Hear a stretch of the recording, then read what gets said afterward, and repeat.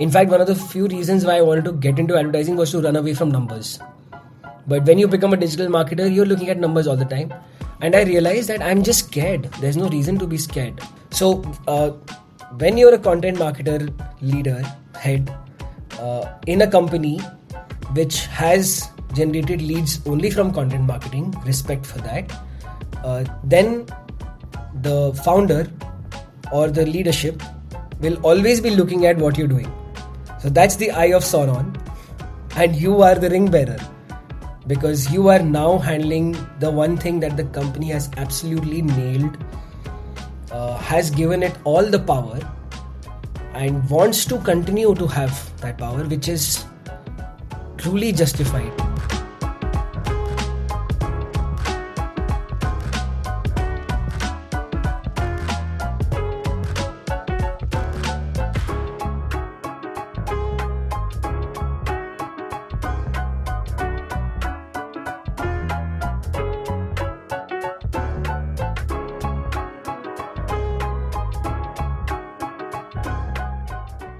Welcome to the show, Siddharth. So excited we are finally doing this. So, yeah, hi. It's taken us quite a bit of time to get here, but I'm so excited and looking forward to this conversation, diving in. So, Siddharth, let's start from your early life and how you ended up getting into marketing. I know that you come from a family of engineers and doctors. You are a mechanical engineer with your undergrad. You also worked. But how does a mechanical engineer from a family of engineers and doctors end up in marketing? Yeah, so it's not just engineers and doctors, but engineers and doctors from the Indian Army. So my father was in the Indian Army, a doctor, a gynecologist who studied from AFMC, Armed Forces Medical College in Pune. I've been lucky to have moved around throughout the country every few years, stayed in different cities. The southest that I've been, because the Indian Army doesn't operate so much below Pune, south of Pune. So I finished my 12th standard from Pune, and because I was there, I ended up getting a domicile for Maharashtra, which made me eligible for MHCET and take those exams. I was sure that in 11th and 12th, I wanted to give it my all, because I always heard from my parents and other seniors at that time in my life that you should struggle now and enjoy later. So I decided I will give these 2 years and really put in all that I can. And I was lucky to crack a fairly decent engineering college, NIT Kurukshetra, where I took up mechanical engineering out of choice. There are a lot of people who end up getting an engineering branch out of chance, but I did my research very well with my dad when we were sitting in Nagpur and deciding which college, what branch we need to apply for. Till then, the goal was just clearing a competitive examination. Once you're there, then you're like, which field do I want to consider now within engineering? So mechanical engineering it was, because NIT Kurukshetra was well known for mechanical engineering. It was also well known that NIT Kurukshetra had a very chill mechanical engineering branch, unlike other branches. And like I said, I had decided that I'm going to struggle very hard right now to enjoy later. And I was now at the later, so I wanted to make sure that I have all the ingredients so that I can really enjoy my time. And yes, I went into engineering college. I was not the best engineering student, but I was fairly practical. And also because I was really interested in doing extracurriculars, expanding my horizon. Like you said, I played drums, so I was also playing drums in college, which got me the opportunity to become the president of the Music and Dramatic Society at engineering. But at the same time, I was also in the formal engineering society of the college, and I was made the president of that as well. So out of these two, I had to choose, and interestingly, I chose the formal version and not the Music and Dramatic Society. So therefore, if you're the president of your engineering branch society, you become the representative, one of the representatives for all branches who come together to organize the engineering college festival. And in engineering or in college, college festival is the most important thing in life. So I decided that I would like to take this a notch ahead from where it was last year. Um, Through that process, I was able to increase the number of sponsors we had, brands, increase the amount of sponsorship that we had, increase the number of people who came to our college. For the first time ever, there was a band that performed in a technical festival. Um, so, with these uh, achievements or experiences during engineering, when I was working later, right after engineering at Jindal Stainless Limited as a mechanical maintenance engineer for a stainless steel manufacturing unit, to couple of lines, and I knew there, because of my ongoing experiences and the research that I was doing about what next in life, I knew that I don't want to continue in the manufacturing sector. Uh, I want to move into the service world. Um, Couple of reasons. One of my reporting managers, who was an alumnus from my engineering college itself, was also doing the same things that I was doing 16 years into career. So I wanted to find a role or be in an environment where my challenges evolve, become bigger. That was one. The second thing was also very important, was that all manufacturing jobs are in small cities. And while I had worked at Hisar in Haryana, notorious place, I knew that I don't want to be in small cities anymore. This is not what I worked hard for. Um, Now, what to do? That is move from manufacturing to service.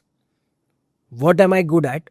So when I looked back in at my limited experiences, I had the college festival to look at, and there I realized that my inclination is most towards marketing.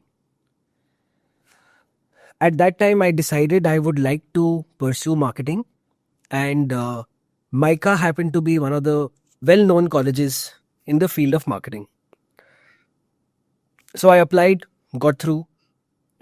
Time came to decide whether I want to join or not, and I decided I'm not going to take a drop and prepare for better colleges. I've got a great college to go into, where most people who are coming to college are coming to this particular institute because they want to be here.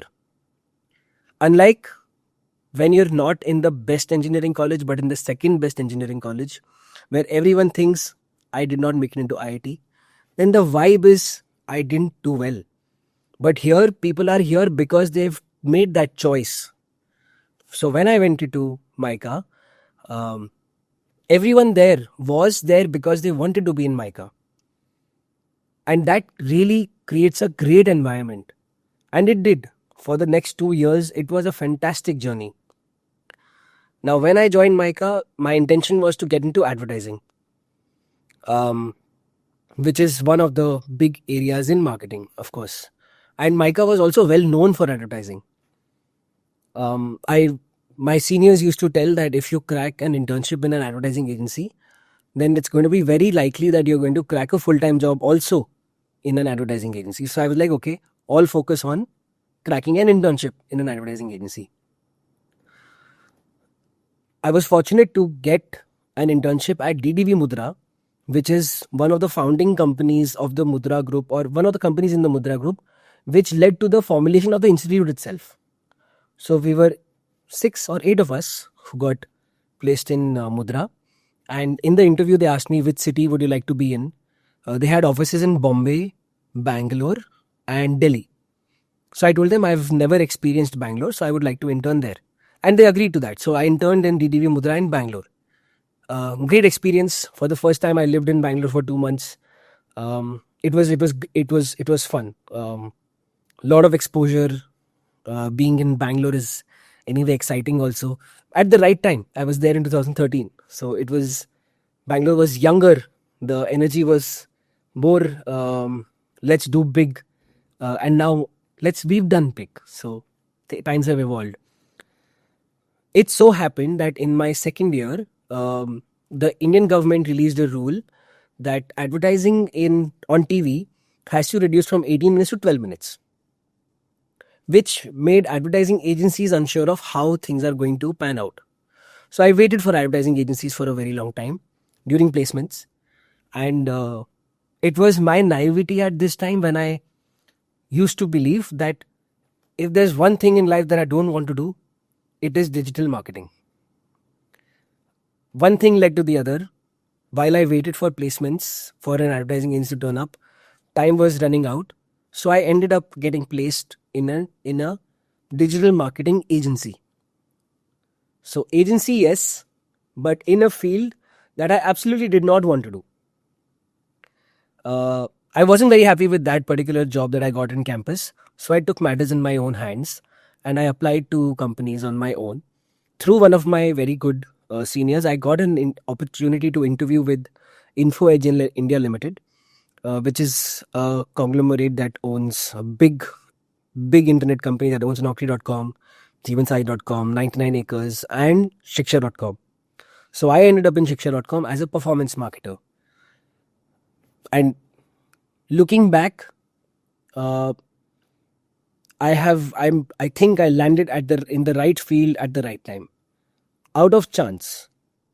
So decided to be in mechanical engineering out of choice, deciding to be in marketing out of choice, deciding to getting into digital marketing, performance marketing out of chance, and then from there on continuing to live life out of choice. I think that was a very important event in my life that chance led to happen. That was quite a merry-go-round for you, right? I think it's a very typical Indian kid story, like from engineering to going and doing marketing. I think one of my guests very famously put it that engineering colleges have been responsible for bringing out the best marketing talent. Yeah, very Because from a quite true. yeah, it's true to a huge extent. Like so many people that you see, they are like engineers and they've chosen to go and work into marketing. But it's very heartening to hear that, though you had like plans for your life and you definitely did not want to end up in digital marketing, but I think it's just the coincidences and the whole circumstances also turned up for you in a way that you had no other option but to try out your hand at digital. And I believe this is the time wherein digital was just starting off in India. It was just starting out. Yeah, we were one of the first few advertisers on Facebook. So the Facebook team used to come to our office, help us understand what Facebook marketing is, what similar audiences looks like on the board. I really clearly remember all of that. So it was, like I said, I ended up at the right place at the right time. So basically, Siddharth, you ended up in digital marketing at an agency doing something which you were initially not very keen on, and you had like the very front row seat in a movement, I would say. Like it was a whole new way of working. I think even at MBA colleges back then, we were not exactly taught. We were just being taught the basics of social media and all those things. Like otherwise, it was always traditional marketing. Yeah. So for you, as you started off your first job and your first role as a performance marketer, you had like a lot of adventures. Like I know of it when we first spoke. Let's get into the different stints that you've had. Your how you ended up getting into SaaS, because Okay. it was also like a whole journey in itself. Like you started off as a performance marketer, then you ended up in marketing operations, then you ended up in product and content marketing. It's quite a bit of a journey. So let's talk about the time that you've spent at each of these places, the things that you have learned, and what are how did these roles shape you? Awesome. Yeah. So starting with my first role as a performance marketer at Shiksha.com, I have no idea why my manager hired me. He took a bet, and I was more than grateful. Somendu Ganguly, I am Ahmedabad graduate, really, really good, very smart, a great first manager to have. He was super stressful, not by giving me too much work, but asking me interesting questions. and asking me very little. He used to just ask on a daily basis, what's the CPA? When are we going to reach this amount? So I remember in my second month, he took me into a meeting room and he's like, I'm not happy with what you're doing. And I was like, it's just 2 months. Yeah, give me some time.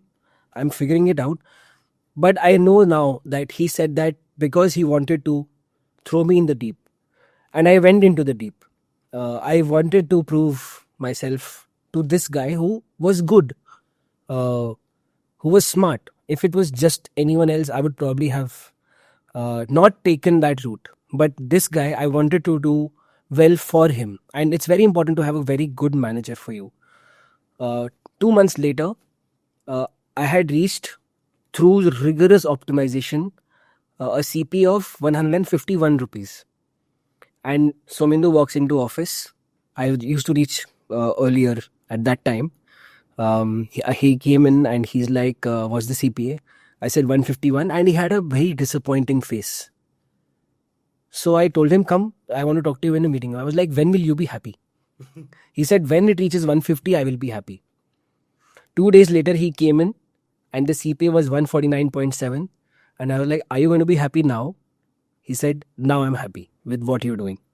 So I think with that, him and I, we completely got into good terms, and having a manager and his team members equation was very, very well sorted.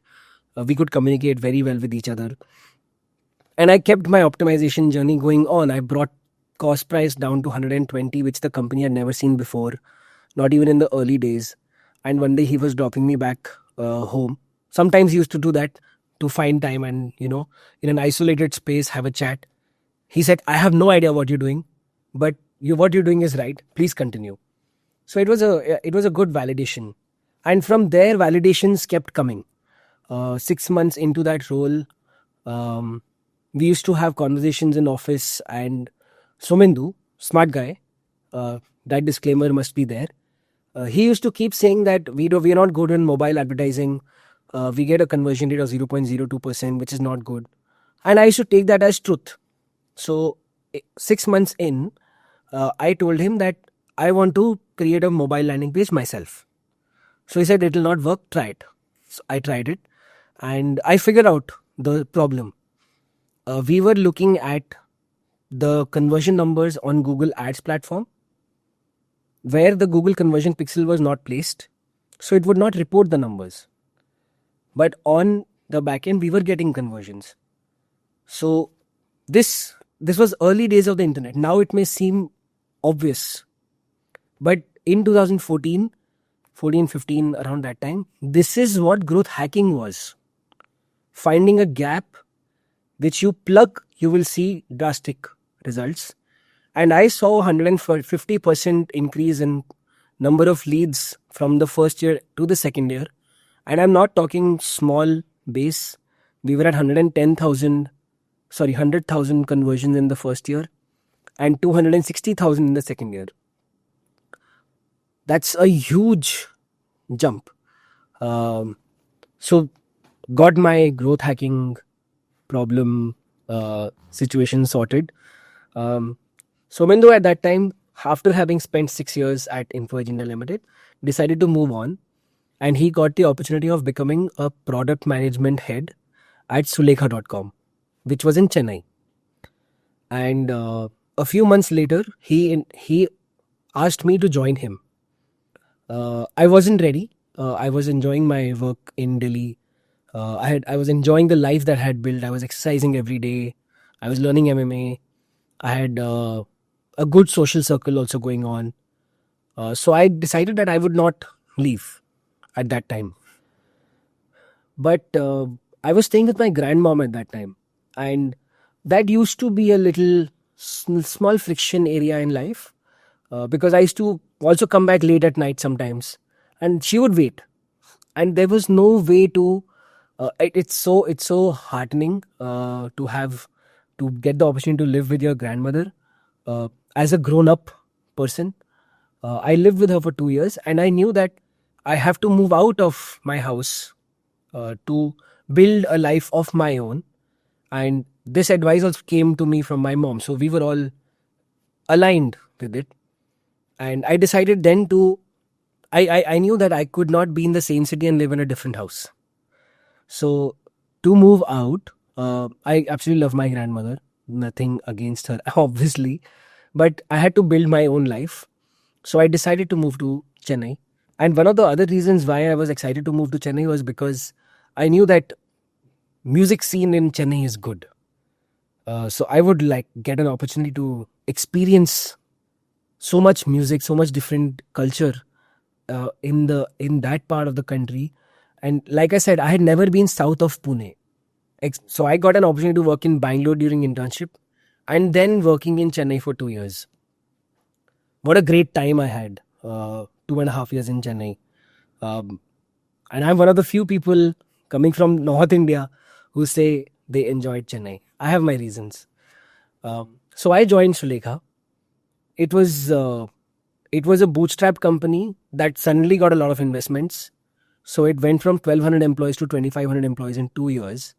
And that rate of people growth, I've never seen work out well. I've seen that in many different companies, not just myself, but with various other people also. So 7 months in, layoffs started in Sulekha. For some reason, I wasn't laid off. Layoffs carried on for 8-9 months, and I knew that one day my chance will also come. So my research began on what do I want to do next. Till here, chance has brought me. But now from here on, I need to start determining where do I go. A little bit of role that chance played was right next door to Sulekha's office in the adjacent building was Fresh Desk's office. So I used to see people coming out at 6 o'clock wearing a Fresh Desk bag. And that bag stood out for me. So I was curious what this is. And I checked online. And from there, I got to know that the B2B SaaS world exists. One of my friends, a very, very close, dear friend, also a product marketing giant, in my opinion, Nikhil Murli, he came to interview at Freshworks, which was next door. So obviously we chatted. He cracked an opportunity there. Nikhil Murli was one of the first people that I know of who became a product marketer in India. He was a product marketer at HT Media when HT Media had a digital wing and they were building a product which was going to solve something that is still not very well solved. App downloads from mobile advertising. That is still kind of a black hole. So he was there and he cracked a product marketing opportunity at Freshworks. Till here, product marketing existed. That also I did not know. In fact, one of my colleagues at Shiksha, very good friend, Pratik Malpani, I think he's the marketing head for Acco right now. Great guy, again. Thanks to him for setting me up in so many ways in life. I used to mock him that you're not a brand marketer, you're a product marketer, thinking that product marketing doesn't exist. But then when Nikhil Murli cracked a product marketing opportunity, and I also, because I was curious about what Freshdesk is, understanding what B2B SaaS is, knowing that it's in its early years, so now is a good time to enter this space. I've also went to Freshworks office to enjoy one of their renowned Wednesday afternoon lunches. So I went when Nikhil had already joined there. I understood that this is a new industry, so the work culture is also great. Freshdesk at that time was also featuring in best places to work at in Chennai, in India, and all of those things. So I zeroed in that this is the company that I want to work for. Via Nikhil, I applied for a marketing operations role at Freshdesk. I had never done marketing operations till here, but I had good experience in performance marketing. I knew my thing. I had gone deep into performance marketing. I had improved numbers. I was confident about numbers now.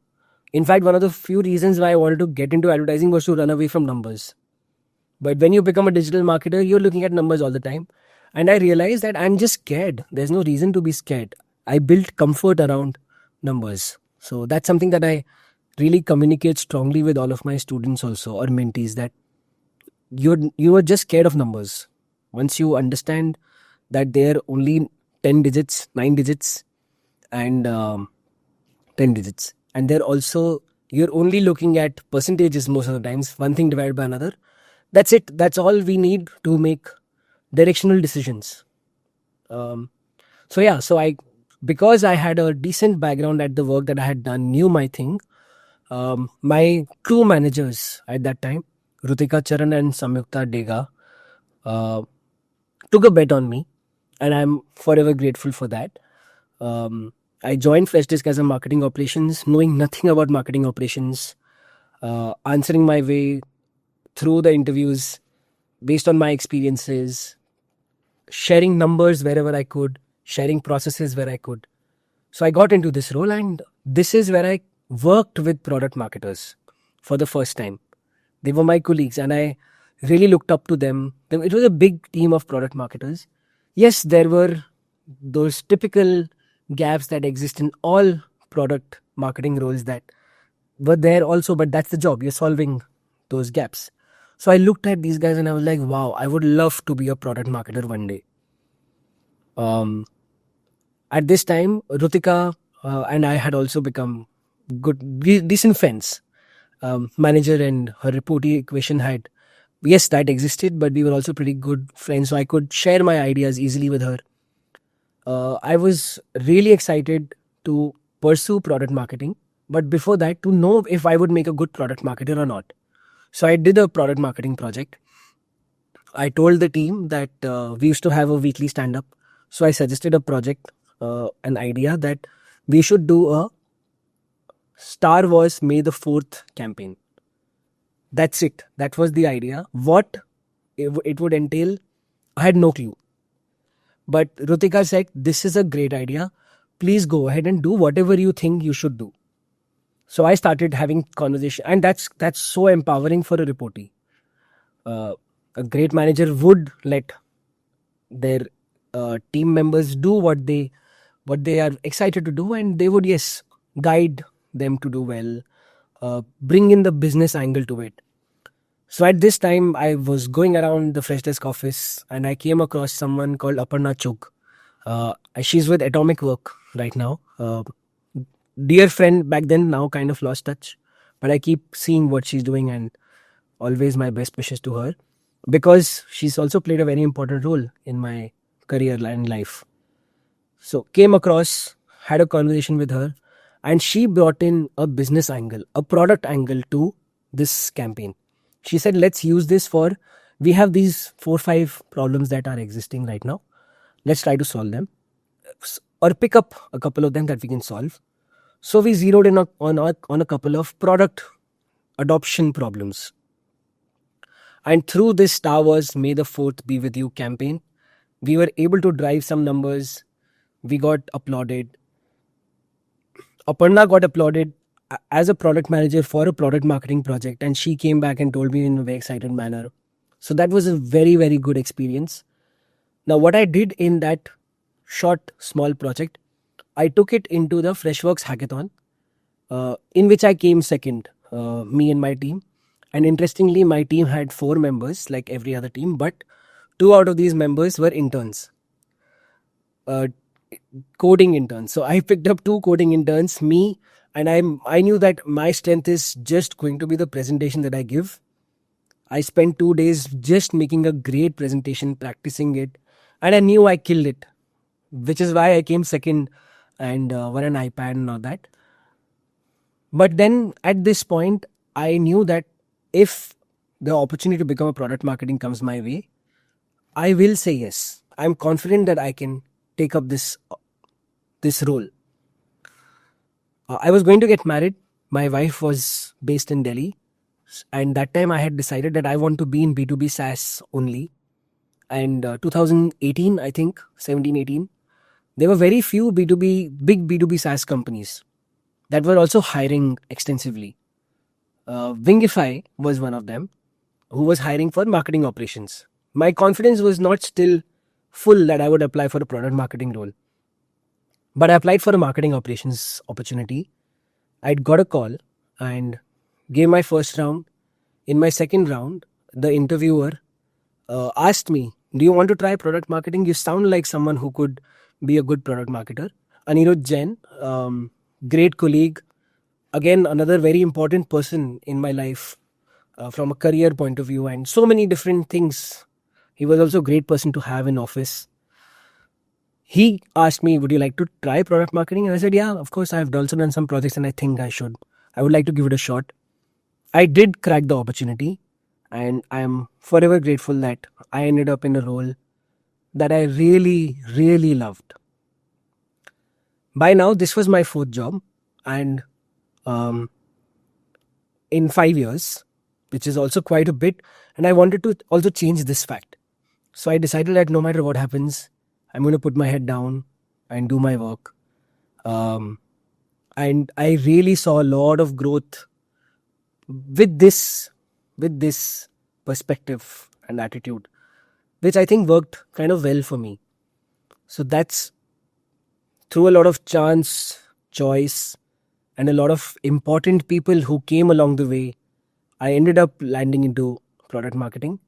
There was also a desire now to do this, to do product marketing in B2B SaaS, because I also, based on my calculations, that was the right place at the right time. Wow. I think quite a few things along the way, and I think the role that a lot of your colleagues, managers played in this journey are like supremely pivotal. I think I have to give shout out to your manager at Freshdesk for actually, going ahead and giving a green light to that idea of May the 4th be with you. Man, Yeah, it's so. I mean, you don't know the specifics of campaign, but to just have that trust and faith and to, make sure you give that freedom to your reportees, I think just amazing.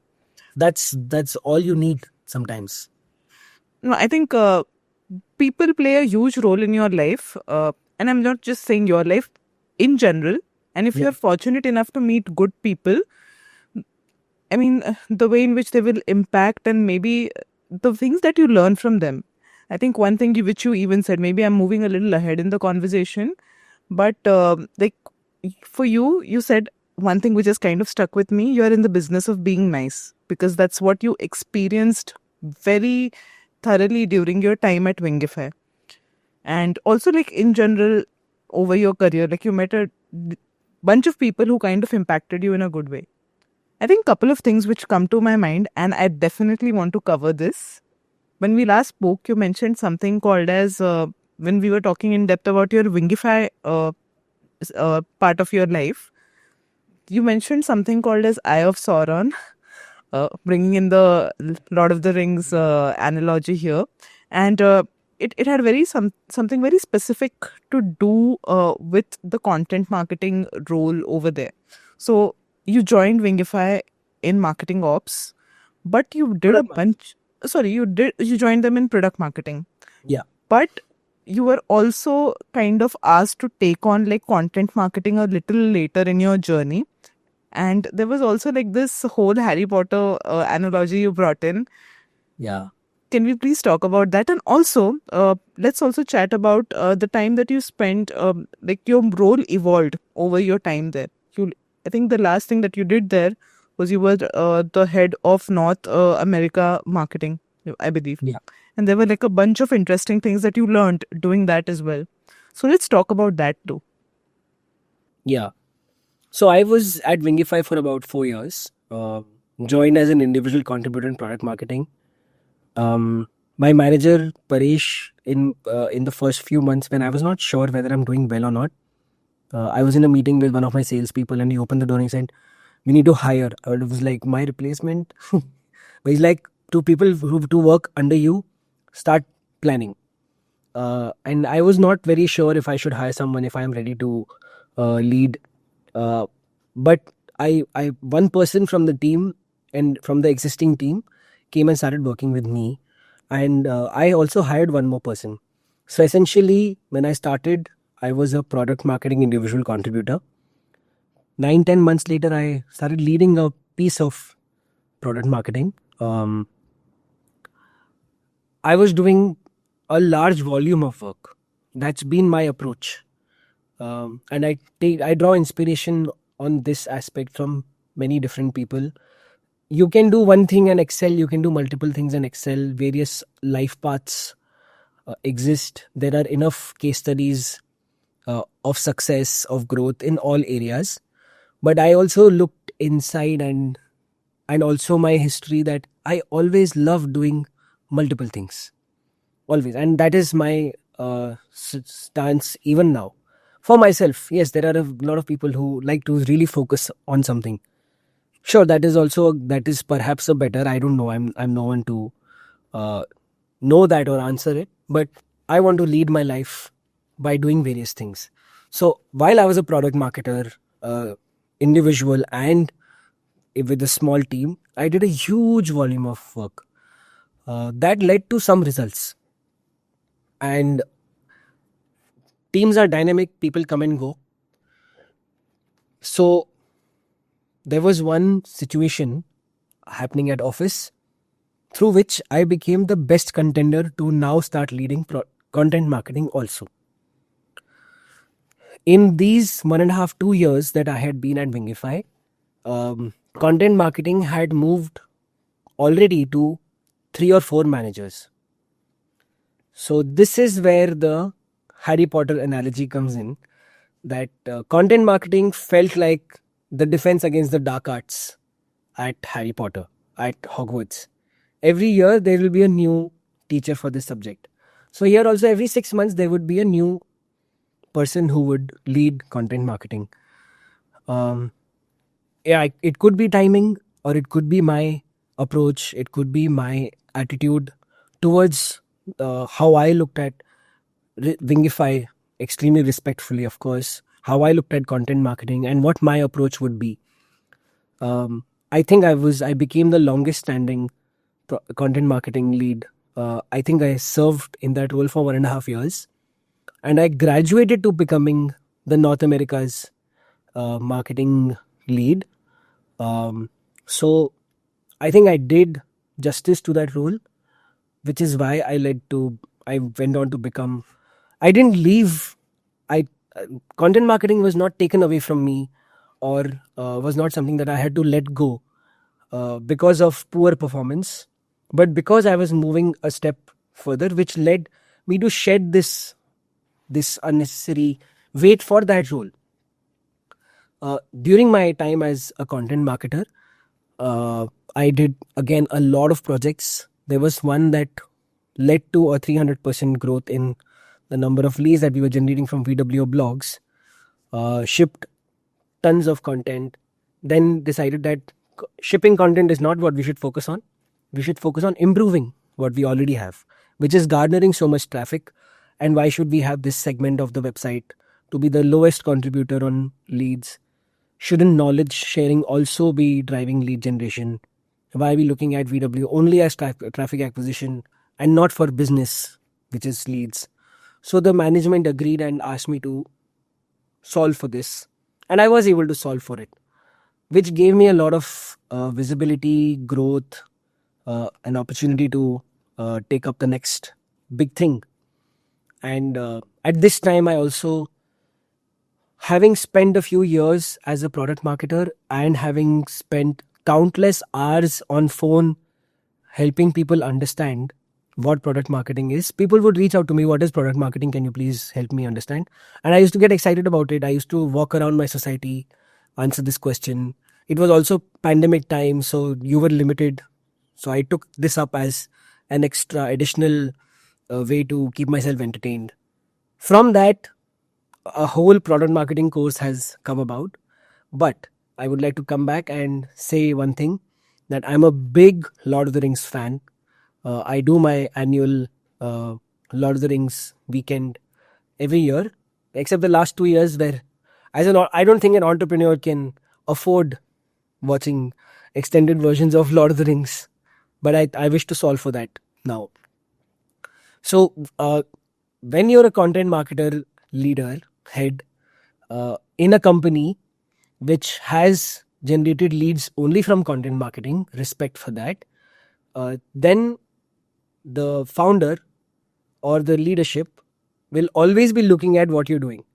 So that's the eye of Sauron, and you are the ring bearer because you are now handling the one thing that the company has absolutely nailed, has given it all the power, and wants to continue to have that power, which is truly justified. Wingify was one of the first companies that I saw where a majority of leads was being generated from not from paid, which is unreal.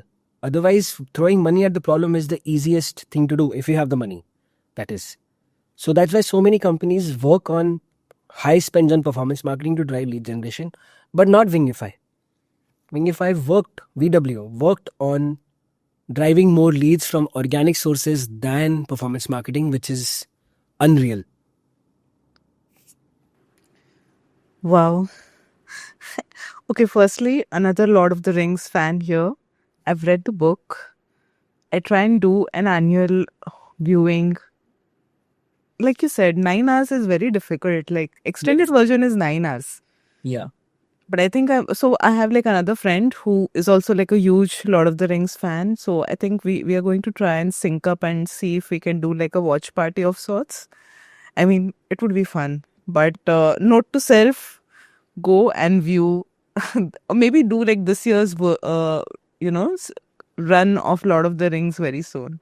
The good thing is that this year has 11 months to go. I So know. we have more time to kill and find the opportunity. Yeah. This is very unrelated to marketing or anything, but which is your favorite movie? I don't think this is unrelated to marketing at all. A marketer has to know their audience, popular culture, because Yeah. the audience finishes work, goes back and watches TV, or goes out to watch movie, or watches cricket. Popular culture is so important for marketing. But thank you for asking me this question. My top three movies are I was going to say from the Lord of the Rings. Which of the from which the of Lord of the the Rings, yes. Fellowship. Okay. It's too good. Yeah, it's too good. It's too good. The storytelling is unbelievable. If you've read the book, so there's this one in the introduction of J.R.R. Tolkien. He said it's just a man enjoying and entertaining his fantasy, which has led to this world of the Lord of the Rings. That is so wonderful for someone to say, and so humble, so grounded. He created an entire Just- language. Yeah, that's unreal, and so much lore, so much history. Yes. It's a whole universe, and from that, so many other books have been inspired. So, a man just having fun. Oh yeah. So cool. I'm remembering all the nice things about the movie right now. Yeah. But yeah, I would like to tell you my three favorite movies also. Please Mad do. Max Fury Road, Watchmen, Oh. and V for Vendetta, which is another movie that I watch every year on 5th of November. Why? Is it significant? Remember, I've seen the 5th movie, of but it's November? been a long time. Remember the 5th of November, the gunfire, the treason and plot. I see of no reason why the gunpowder treason should ever be forward. Okay, I don't remember this at all. Rewatch, you will Yeah. remember, and then you will watch it on every 5th of November. 5th of November is Guy Fawkes Day. Okay. Yeah. Okay, you said which three? Again, V for Vendetta I remember very well. What were the other two? Mad Max Fury Road, Good one. Huh, Watchmen. good. And Watchmen I can't rewatch again and again because it's a 3-hour movie. 2 hours is easier to find in life, not 3 hours. 3 hours becomes 3 hours are tough. difficult. Yeah. Which is where Lord of the Rings viewing kind of suffers. Yeah. Definitely. Perfect. But I think again, bringing back the conversation, because I think this is a conversation we can just go on and on about when it comes to Lord of the Rings. Yeah. But I think it's been very interesting to understand how your entire journey went, especially like starting from performance as to how you ended up in product. And you had like a corporate career of like proper 9 years, okay? I think I've calculated it, 9 years. And then you were doing very well. And then something happened wherein you're like, okay, now I want to again go and do something of my own. I think that seeds were already there. You always had that in mind. But what is it that led you to, start that journey then? And what is it that you're doing? By the way, another interesting fact about Siddharth for the audience, he also is a holder of Limca record for largest English language puzzle. Did I say it right? Yes. He's like, what? I kid you not, Siddharth. Every single time I sit and have conversation with someone, I'm always blown by the sheer number of things marketers do. I'm speaking with another one of your colleagues, ex-colleagues, Sanjeev from Fresh Works. Yeah. He's also acted in a Tamil series. I was like, Oh, I didn't. what has he not done? Running a microsas? Yeah. He's he. I was lucky to share office with him while I was at Freshworks, and he had really caught the IT services gap of it not having a face. He became a face of the IT services world. That is so inspiring and so amazing to have someone like that right next to you. You will learn so much. You will get inspired to do something. True, absolutely true. But I think I find this to be true of most marketers. Everyone has a very creative bent. Like they're not just into marketing. There's a lot more happening. You are the fourth musician on the show. Wow, amazing. So four is enough to be a band. Yeah. Yeah. I think you should connect us. Yeah, maybe it's a good idea. I think couple of them are in Bangalore. Another one is in Paris, but maybe you guys can do something together. We'll figure it out. But I think what was it that led you to start your whole journey of self-employment, being a multipreneur? I think that's the right word for you because you're not just doing one thing. I think, like you mentioned earlier, you've always been interested in doing many things, not just a single thing, because that's something which works for you. So would love to understand that experience. And this was also one of the reasons why I was also very keen on bringing you on show, because a lot of marketers I speak with, they want to do their own thing. I want to bring in examples and I want to bring in people who are doing this very actively right now, doing this successfully right now. So which is why I was like, yes, so that is the right guy. Awesome.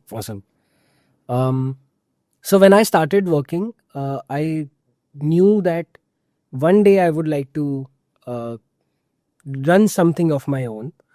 I don't know the reasons why I should think that, but now I kind of have an answer for it. When I started out, I decided that I will put my head down and work for 10 years. And then I will start doing something of my own. I hope to have an idea also by then. I did have many ideas in between to pursue, but ideas are so easy to have. It's the execution that's challenging. One of the reasons why I kept in mind that I would work for 10 years and then do something is because I wanted to build some of my own capital. I did not want to take money from my parents. In 2013-14, what is funding? I had no idea when I was starting out. Learning about it now, understanding that there is a whole world of investments. Yeah, young folks don't know that, or at least when I was young 10 years back, I wasn't exposed to investments and funding so much. Yeah, I knew investment banking because some of my peers had taken that role, but what they did, I had no idea. And also some of them had pursued MBA. So in MBA, you get exposed to these fields and therefore you join it. But I didn't have exposure to that. So my intention or idea was to work for 10 years so that I can save some money, because I know that if I have to hire a developer, I will need a couple of lakhs for to afford them for a few months, where also we'll do a little bit. If I have to buy some equipment, I would need some capital for it. So I decided that my 10 years are just going to be for capital building. In my 9th year, when my grandmom, who I lived with initially, when she was on her deathbed, post the second wave of COVID, my wife and I, we drove from Delhi to Pune, where my grandmom was staying with my parents in her last days. We were working remotely from there and reading a few books all the time. So there was this one book I read, which I will not name, uh, but that changed my idea of waiting for 10 years.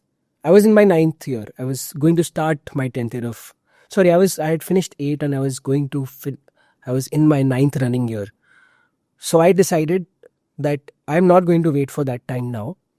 I need to start thinking about things already so that I have 1 or 2 years to exit also. Start the homework now.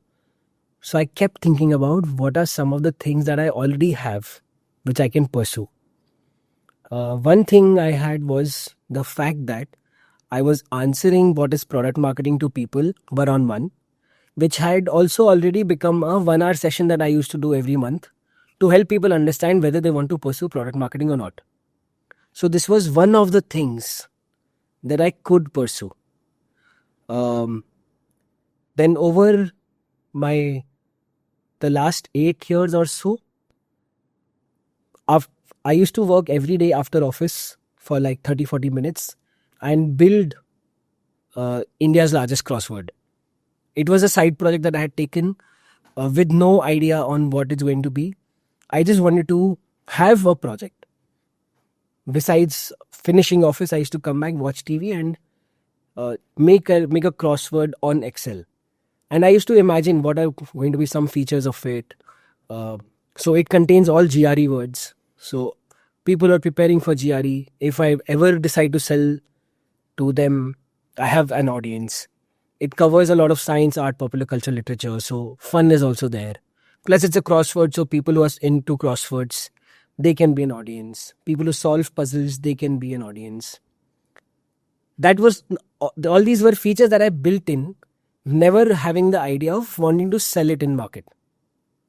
So 8 years, I did this as a side project. It also came to us when we were in engineering, and we had so much free time that me and 3 or 4 of my close friends used to sit and solve the TOI crossword every day. So for the college festival, the 5 of us thought we had also made a small car, a diesel powered car in college. So we became good friends. We also had a technical side of us. Let's make India's largest crossword for our college festival. We worked on it for a week and then the project stalled. But it was a great thing to pursue. And when I started working, because I am someone who likes to have another project, this project came to my mind and I said, let me just take it forward. For no end goal, but to make a big thing which has come to, which is ready, which exists. So I made it on Excel, took me 8 years, 30-40 minutes every day. There was also a period for a year when I didn't work on it at all. I had no pressure at all. I was just pursuing it. Um, so I knew that if at all, I have this also available as a product that I can probably take to market. And a few years before that, when I was in Freshworks, so there have been seeds that were planted many years back, which grew only later. Of course, it takes time. When I was working in Freshworks, 2017, I used to Sulekha in Freshworks. I lived on my own in a beautiful 3 BHK apartment, 2 minutes from office. Super convenient. It was very affordable, and I didn't want to share an apartment with anyone because I thought that I was independent and I didn't need to financially because it was so affordable at that time. So I kept one room for my drums, one room for me, and the biggest room was lying spare. So I just created a host profile on Airbnb and did nothing. My profile was created. That's it. I could have pursued it, and that time I had an idea of having a music experiential Airbnb where people can come and stay and also experience the music side of travel, jam with another musician. And I'm always looking to jam with people. because it gives you so much exposure. It's like going to play badminton with someone else. Here I'm playing drums and someone else is playing the guitar. We have fun. It's a 1 hour fun session. So that idea was planted at that time. And I knew that any of these three I would like to pursue. Then my wife and I, we drove down to Goa. After my grandmom passed away, me, my wife, my parents, we drove down to Goa because we suggested to my parents that you come back to Delhi with us, spend some time. They're like, too many relatives there. It's going to be very hectic. If you want to go to Goa, count us in. So we said, okay, come, let's go. We drove down, we stayed 2 days here. And my parents went back. My wife, Pavika, and I, we decided to stay back and work remotely for 2 weeks from here. On the fifth day, our car got crashed a little bit. We were not drunk, nothing. It was fully sober.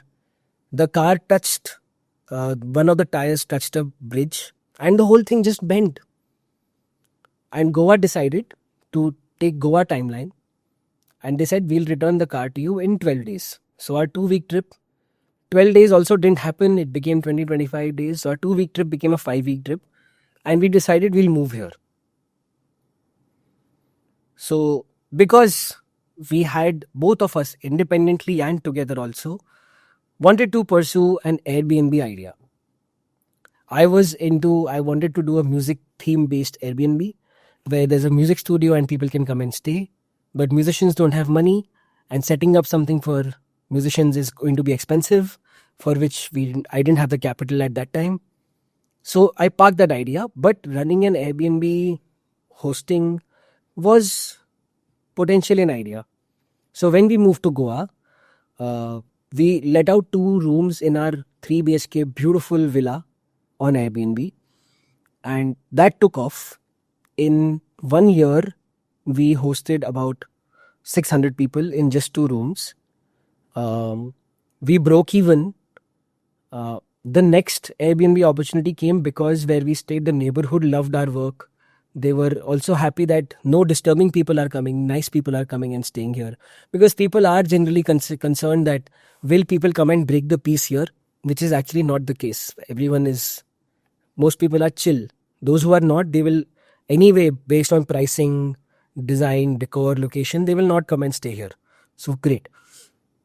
So at this time, I had the next big project of setting up a 10 space Airbnb building, a full building, which also involved constructing a floor, a whole floor with 4 spaces, and history of 2 rooms that were already running. So I reached a point where a few of my side projects, which had started generating some revenue, were ready to take more attention and time from me. This was a little bit of moonlighting, which I did, and I own up to it completely, to enjoy my life. And I would generally recommend people to take up some side projects, but be sure about what office policies and all of them are. Be sure of that. So I had already started teaching product marketing. When I moved to Goa, suddenly my band also picked up, and we became a touring band. We started doing shows every 3-4 months. I don't know how suddenly it transitioned. So there came a time when my band was doing something. I started generating some revenue. Product marketing course was on. Airbnb had done some work, and I had the next big Airbnb project come up. 3-4 monetizable things had started taking shape and coming together at the same time, which needed my attention. So I decided to transition from full-time working at VWO to full-time working on my Airbnb project and do my band and product marketing mentoring post my day job of building my Airbnbs at that time. So I was building that time. 4 months in, started operating. 4 more months in, the project came to completion. We had all the 10 spaces running. Cut to 2.5 years since then, I now have about 930 reviews on Airbnb. I'm rated 4.96. Never had that kind of rating anywhere. That's not because of me. That's because of my wife and business partner, who's absolutely great to have. So much perfection, so much attention to detail, and so much care and love. She also comes from a marketing background. She's also done fantastic in her career. Um, so all these things with the ideas planted so many years before, little bit of execution to keep things progressing, brought all of these things to a point together, which I'm still surprised how together. How can all these things land at the same time? It is there is a lot of luck also involved, uh, and then my transition happened into full-time entrepreneurship, which is running multiple business lines. And I'm a product marketer by profession. So I need to think, how do I give this an identity? How do I make myself stand out in the market, which has so many amazing people? So I coined this term for myself. I don't know if it's a term or not, but I wanted to add something on my LinkedIn profile so that if candidates are looking to enroll for my product marketing program, they can give it an identity of who is this person. And at that time, I was also pretty active on LinkedIn to drive registrations and enrollments for the program, which I've completely stopped now. Now it's all performance marketing, which is something that I really like. I don't have to spend too much time. I have found product market fit. I just need to make sure that my ads reach the right people. So, a lot of thinking, execute to keep progress going, and waiting for that point in time when you can say, okay, let's take this forward full power now. So, all these things happened over 12 years.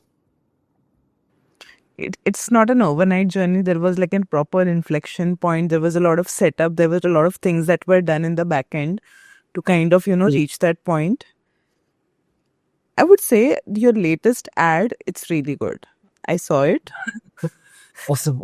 Yeah, it's really good. I've seen I think the older ad was just like a static creative. This one is like a proper video and it's a Yeah, long one. It's good. It's good. there are so many ads running so aggressively. Uh, EdTech. it's good. It's good. Yeah, I'm EdTech. giving the exposure. I'm not shy anymore. I used to be. Yeah. But yeah, after having run so many batches, all of them being profitable with high rating of greater than 4.5 CSAT, with an Airbnb business that's running profitably, with a band that's operating profitably in India, in progressive rock. So now I have confidence about who I am. And therefore, I am not shy of putting out all the content, advertising. Everyone can do it. What comes in the way is confidence and self belief. There are so many people who are blessed with it, who also overcome and show it. And there are things waiting for those people who put their work out there. And I've seen that happen with me also. Whenever I've done some work and people have got to know about it, opportunities have come my way.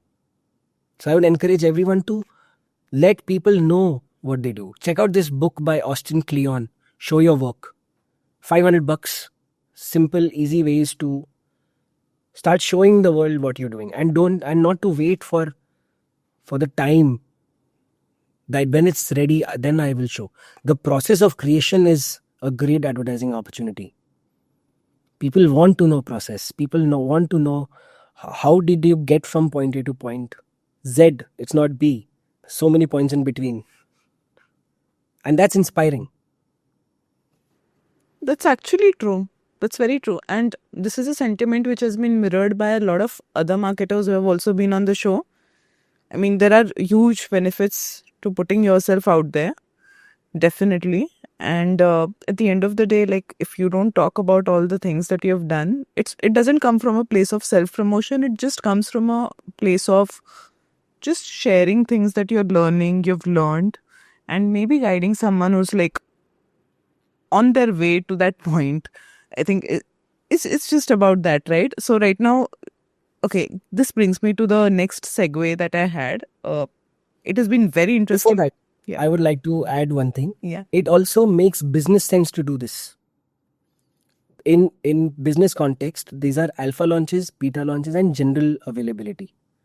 So when you're putting a little bit of a preview of your work out there, you are continuously getting feedback. You are knowing how many people are resonating with it, what the market size is. You can derive from it. You can tweak the product to make it suit more people, reach more people, increase the TAM, SAM, SOM. Therefore, and this is something that I also teach in product marketing. You don't wait for, and that this is where product management and product marketer disconnect happens. Product marketers get to know about the feature which is launching tomorrow. You don't want that. You want it when the genesis happens, so that there is enough homework done, communication is figured out, messaging is figured out, positioning is, you don't figure it out. You assign or you aim for a positioning, and then when you reach that a certain months into the product being out there in the market, you measure whether did you land up the right positioning, or what is the positioning that people think of you as, and then you double down on that to scale it up, or you decide what the next positioning should be if you're unhappy with what how people are perceiving you. So it's a marketer's job to promote before the product is ready, so that when the product is ready, there are people who have their hands up ready to buy it. I can see the parallels even apply to career. I'm sorry, maybe I just have a very one-directional mind, but it's very true. It's very true. Yeah, if you show your work, if you if there are people who connect you with a certain job that they want to be done, JTBD, and you are a fit for it, then you will get an opportunity to at least interview or have a chat. Then your candidature is going to let you take forward. And your proof of work, which is Austin Kleon's another book, I think. Proof of work. I think I've heard of him, and I think I've read the book Show Your Work because it was recommended to me by someone else. They're like, read this book, it's damn good, it's damn good. I was like, okay, let me go check it out. It's very short chapters, right? Yeah, it's very simple. Yes, I've read the book. Yeah, it's very good. graphic. It's good. It's very easy to consume kind of format, and you Yeah. can just start the book from anywhere and you can read it out. I think one thing I was very curious to understand is you mentioned, and you've briefly touched upon it, that your entire journey into doing that course started kind of organically. Like you were already doing those things on a one-off basis when COVID started, and people were reaching out to you to just ask about, what is product marketing, how do careers work, and everything. But I think one thing I would also like to understand is how has this teaching and mentoring, affected your own growth? Because it's a huge part of your journey. You've done Yeah, yeah. like 10 to 12 batches now. So Yeah. how is that affected like you? Is this a part of the recording? Sorry. Yeah, this is a part of recording. Okay, so we're back. Okay. Yeah. Okay. I now that I am at this point in my career, and I've also listened to so many people,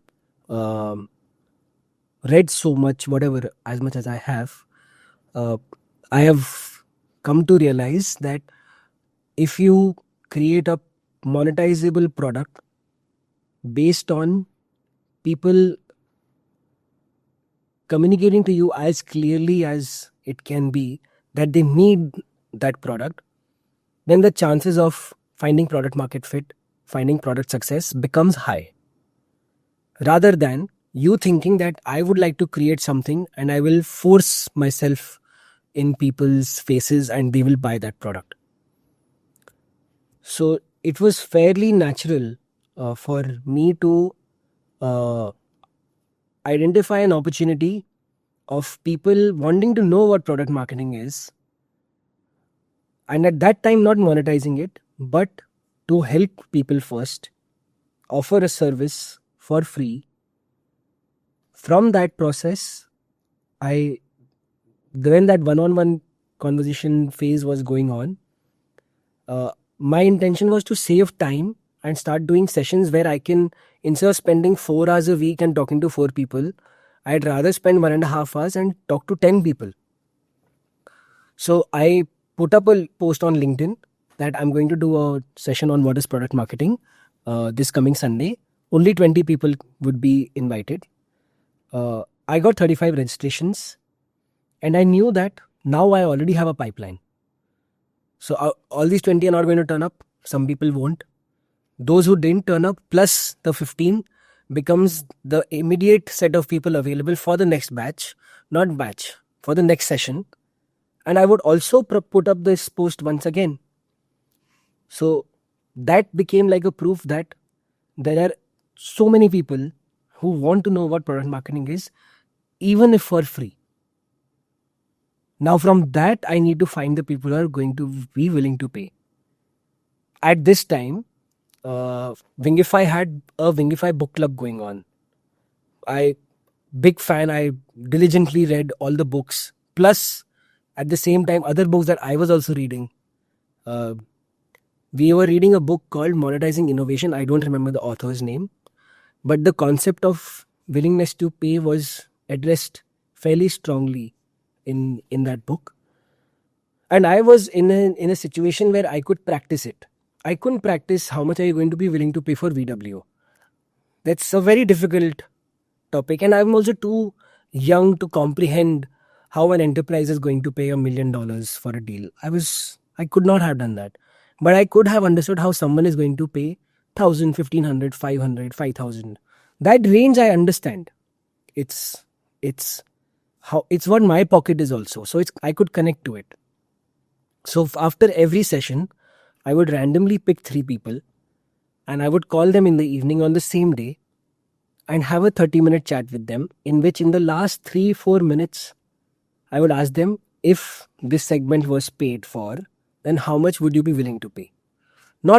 These were not my words. You can't ask like this, because then the other person gets defensive. It has to come very naturally. And you also have to have an affinity with the product to understand it truly, to ask the correct question also. You can't just go ahead and do it. It takes practice. So when I asked these people, by the end of 7-8 sessions, I had spoken with 20 odd people. And by then I had a range that people would be willing to pay 500 to 3,000 rupees for one 1 hour session. Now, if it's a 1 hour session and I am giving 24 hours of sessions at an average price of 1,500, so natural multiplication leads to about 40K. But 40K sounded too much to me at that time. Why will someone pay 40K to me? Who am I to receive that kind of money? But yeah, having an association with another organization, where you are not doing the sales, you're not doing the marketing, you let them pitch. When they said we are going to price it at 25K, I was like, wow, that's a lot of money. But I'm not selling, so try it. Let's give it a try. And we've been operating at that kind of range since then. Also with inflation taken into account, so there is a 7-8% bump every year. Or with every batch also. I've not taken the price very high. I'm not comfortable charging 60-80K. There might be some people who would be willing to pay that much, but then the service that is expected is also very high. I would have to spend a lot more time. There have to be a lot more deliverables, which I'm not willing to offer right now because it's not my full-time job. Mentoring is not my full-time job. It's a thing that I really absolutely enjoy. Actually, something that I've come to enjoy. It has been one of the most stressful things that I've done in the last 3 years because of the timing that I've done this. I started mentoring product marketing when I was setting up businesses where I was just pumping money, waiting for the numbers to determine whether what I do or what I'm thinking or my approach or my strategy, is it even correct or not? So when my break-even started happening on the different businesses that I was running, then I reached that point of confidence that, yeah, I am one of the right people to teach product marketing. And I hope that there are more people who come forward, start teaching this subject, because I can't be the only person teaching this subject in India. There should be more. And that's how we all grow, we all benefit. I'm very pro competition or market expansion. Let people have the choice to buy one product or another. Yeah, there's already competition. If people are not buying my product marketing program, they're buying something else. It could be learning and development, it could be a gym subscription, it could be a Netflix subscription also. So all this competition exists. People are spending money somewhere or the other, or time. If not money, they're spending time. And taking this course means investing time and money. So the 2 years of running the product marketing program, when I would give my answers, and after the session, when the camera would be off, and I would wonder, who am I to be giving this answer? Am I the right person? Am I doing disservice to people by sharing my opinion? Am I completely incorrect? But it was a wait and watch. And I told myself that, and I live by it now also, that I was playing a role. I'm playing a role. Whenever you apply for a job, you apply for a job role. It's actually an act that you're doing in a play or in a movie. It's a role that you have to play. You may not be that person, but you do method acting and you become that part. So as a mentor, I did that role. I gave people what they wanted to hear by playing the role of a mentor, acting. But now, by after having done thousands of hours of mentoring product marketing, I have become comfortable. I have become confidence, which also comes from running businesses that are profitable. If I was loss making, I would have stopped. But I'm not. I'm profitable. I'm bootstrapped. I'm not funded externally. And I'm just looking to find an opportunity to scale, which is where my mind is right now at this point. How do I take this a notch forward? Mentoring, if you can mentor someone, you should do that, because while answering the questions, you get more clarity. You get better at your subject. You will be asked questions for which you've never thought of the answer. You will be asked to define things that you take for granted. So you actually start becoming better at that subject. So if anyone can teach anything, start. You will become a better student of that subject. Wow. That was deep, and that was extremely had a lot of context, so that absolutely helped. And I want to share one more thing about Yeah. this concept. Yeah. I have been playing drums for 21 years now. After playing for 17 years, I found a teacher. He is so good because even after 35, 40 years, he is the best student out there. If you've seen Whiplash, his personality is a lot like Fletcher. He tells me that we are two and in a batch, very focused classes, very intense classes. And I know that this is something that I'm going to do for my entire life. So I also have a teacher. Everyone should have a teacher. Everyone should have a teacher, and everyone should teach. This is the yin yang concept also. So he says, I'll slap you. How can you play like this? How can you ask me like this? Which is great. It puts me in the zone. It makes me think about the subject well, be there at the right time with the right mindset. And he's so good because he's such a great student, even now. That's wonderful. it's you have it, you're still learning. I think that's the thing, right? We are all always learning. We are all trying to get better at our craft, be it drumming, be it writing, be it whatever else. I think Yep. that's the thing. But I'm just trying to wrap my head around how are you finding time to do all these things? Which explains why this slot definitely does. But man, you have a lot on your plate. Yeah, and the plate always keeps getting bigger with more things coming in. One thing I've learned is that you're always growing with another person. Growth is a collective activity.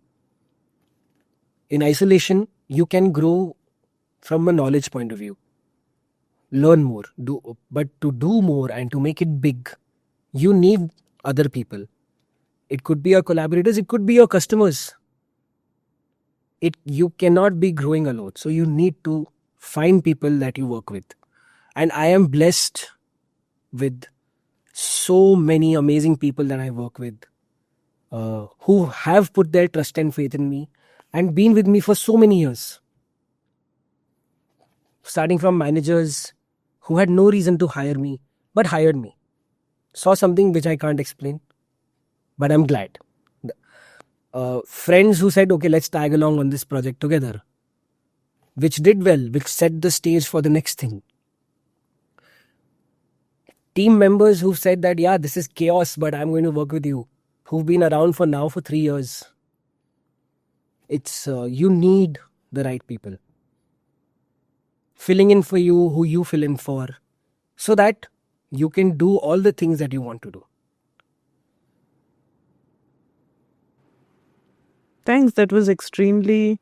I think I took a few things away from it as well. I think especially around the whole growth part. Like you need people when you're trying to, growth doesn't always happen in isolation.